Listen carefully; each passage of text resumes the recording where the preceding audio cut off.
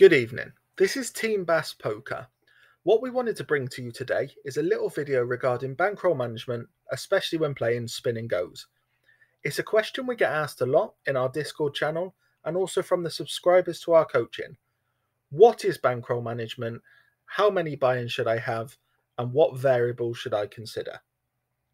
Firstly, it's important to consider which kind of player are you? Are you a recreational player? So you play for fun, you play on a weekend, you play as a hobby. There's no real need for volume. There's no real need to look or at your results or work on your game. Do you play alongside your job? So you have two incomes. You still don't need to make money from poker, but you're earning from it. It's always nice. So you've got the cash in one from work, the chips in the other hand from poker. Perfect. Or do you play professionally? So poker is your sole income. So if you don't put hours in at the tables, if you're not beating the game, then effectively you're not earning for the month. How to approach bankroll management. So is choose the format you want to play. So in this instance, we're talking about spins. There is the ultra format as well. Which is the most beneficial for you? Which suits your time, which suits your play style, which suits your knowledge base. Pick the correct limit. This is incredibly important. Are you beating the limit you're playing over a decent sample size? Spins are a very volatile format, very high in variance, and therefore results over a couple of 100 games is not really indicative of your skill level. It can take thousands and thousands of games to work out your true chip EV and find any leaks within your game which need fixing. Find the best poker site for you, rakeback deal. There's various poker sites out there, and there's also various reasons why people can't play poker sites. Geographical reasons, whether or not they like the software, whether or not they get a good rakeback deal. So finding the poker site for you is incredibly important. Do your research. Could you be playing on a different site with a softer player pool? Is this site better for your time hours? Could you get better rakeback at this site? How many tables will you play? Bankroll management is very, very important when it comes to how many tables you play. So if you play one table, you might lose 10 buy-ins in a session. If you play 6 tables, you might lose 60 buy-ins in a session. It's very much an indicator of how big a bankroll you need, dependent on how many tables you play. Because effectively, you're risking more money in play than anyone playing less tables than yourself. Will you join an EV pool? So Steel Phoenix, for example, is an EV pool. And the way this works is effectively your results are tracked during the month, and at the end of the month, all of the combined results from hundreds of players are put into a pool, and then a coefficient is decided on the total EV. So, for example, you have a full month and your chip EV is $300, but your actual results at the table is minus $200. So that's a $500 swing. If you was in an EV pool, dependent on how that pool performed at the end of the month, you would likely receive, for example, 95% of your EV, which is the $300, plus the net losses at the table as well, minus any pool fee. So as opposed to ending the month $200 down, you would effectively probably end the month with plus $270 in EV. So it's a very, very nice insurance tool. Figure out your thresholds. What's your stop loss? It's important to have a very disciplined, is the word I was trying to find there, a very disciplined approach. So if you've got a bankroll of 400 buy-ins, it's probably not prudent to lose 100 buy-ins in a single day, especially as it's quite hard to lose 100 buy-ins and maintain your A game, maintain your emotion, maintain your focus. So it's important for you to understand who you are as an individual and what affects you, which brings us on to the next point of remove emotion from your decision making. So tilt, mindset issues, Very, very common in poker. Now, it's also very, very common for them to impact your bankroll negatively. So you're playing your session, you've lost 20 buy-ins. It's a rough session. It happens, and it will happen multiple times during the month in this format. If you cannot truly say to yourself that you're still playing your A game, if you're still focused, if you're still feeling fresh, then it doesn't make any sense to continue to play. So a smart move there would be to stop the session, take a break, come back if you're feeling refreshed. If not, socialize with friends, clear your mind, come back to the tables tomorrow. It wouldn't make sense to then continue to play, click buttons, and lose a further 40 buy-ins. As briefly mentioned, our rule of thumb for anyone looking to play professionally is 400 buy-ins. It's a nice cushion. It gives you enough room to play comfortably without letting financial stresses affect your game. In a game such as Spin&Go's, where the edge is so small, it's important to be on your A game as much as possible. So if we can reduce any mitigating external factors other than your play, it's perfect. And we believe that 400 buy-ins is a really, really good number when coming to this.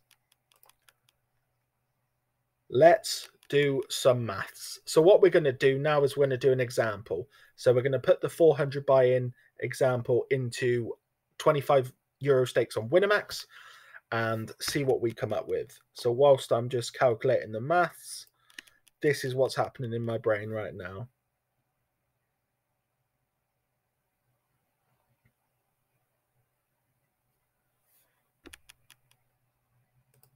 We got there. So, as mentioned, the example, Winamax 25s. Using our recommended 400 buy-in rule, if you were to play the 25 euro level on Winamax, you would have a 10,000 euro bankroll. If you're playing, your bankroll increased to 20,000 euros. Financially, it could be considered a safe cushion to take a shot at the 50 euro level. However, this is not a must. This is not set in stone. You need to consider your chip EV, your available playing hours, and really start to scrutinize your game versus regulars. As you move up stakes, generally the competition increases. So you need to ensure that you're comfortably beating the stake that you was playing in order to compete at the new limit. Otherwise, you're not going to make any money. If anything, you might lose money, you might lose motivation, your game might take a step backwards. So it's really, really important to not only look at the bankroll financials, but also your chip EV, your game in itself, do some self-analysis, and make sure that you are ready to take that jump. To maintain your bankroll management, if your bankroll reduced back down to 10,000 from your 50 shot and you're not in an EV pool, then we would advise to drop back down to 25 just to not cause any further financial stresses. At the end of the day, during many, many professional poker players' careers, I'm pretty sure it's a yo-yo effect. Up, down, up, down, up, down. But eventually, if you continue to work hard, put in the right restraints, then it should be up, up, up, up, which is awesome. And that's the end result. A little bit of advice from Team BAS Poker. So calculate your monthly volume. How many tables are you going to play? How many games are you going to play a month? How many hours is this per month? Have a schedule. In order to succeed in poker, it's good to treat it as a job, and therefore it's good to have organization. Know what you need to do, know what you need to achieve. Because at the end of the day, you're going to know what you want to earn each month. You're going to know what you need to earn each month if you're playing professionally. We've all got bills to pay. Bread doesn't come on the table itself, so it's very much important to understand what GPV you need to achieve in line with your rake back to earn what. Can you reload your bankroll? Is the money you've got on the poker site the only money you can afford for poker? If you can't reload your bankroll, then we recommend you be even more safe. So if you've got 400 buy-ins and that's all the money you've got, if that was lost, then your poker career is eventually over, or you'd need to start back from the real micro stakes. It makes sense just to alleviate these concerns a little bit and maybe use a 450 or a 500 buy-in rule, or just be super, super determined and dedicated and disciplined when taking shots to know that you need to move down, move up, etc. Don't let emotion or ego change your bankroll strategy. So If when you're on your A game, you're thinking really, really clear and you've got clarity, you say, right, I want to use 400 buy-ins.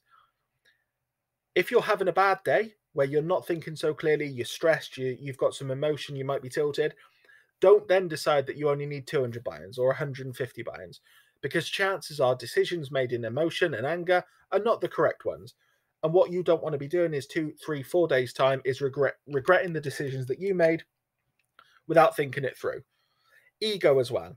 If you move up to a limit and there's a regular who's giving you a hard time, it could be variance, it could be card distribution, it could be many factors. It's time to leave your ego aside. You have to play your own game. Now, if he is making it difficult for you to earn money, by all means, if you feel in the state to continue playing and that you're learning and it's productive, do so. The minute it starts to get counterproductive and you feel down and you're starting to get angry, step away from the tables.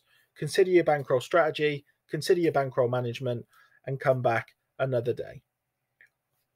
This is a little bit like previously just mentioned, but assess your mindset.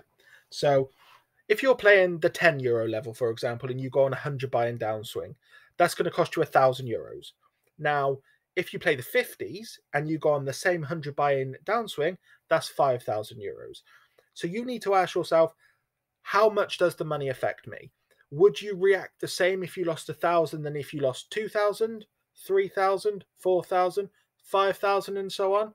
So it's really, really important to understand who you are. There isn't a set parameter for this. Everyone reacts differently. If you're the kind of person that if you lose 20 buy-ins, regardless of the monetary amount, it affects you, then you need to act accordingly. If you can honestly see the money in your bankroll as buy-ins and are not affected by 100 buy-in swing at any stakes, that's awesome. Not everyone's at that level, and you need to just double check with yourself that you're being truthful if you say you are, and ensure that you're not going to do anything silly with this. And in red, most importantly, play the stakes you beat. Just because you've got €100,000 in bankroll doesn't mean that you can go sit with the best in the world at 500s. By all means, if you want to donate the money to them, you can. But if you're not good enough to be playing those stakes, it doesn't make sense to do so. So regardless of the bankroll, key indicators. So chip EV. If you have poker friends, get some feedback on your game.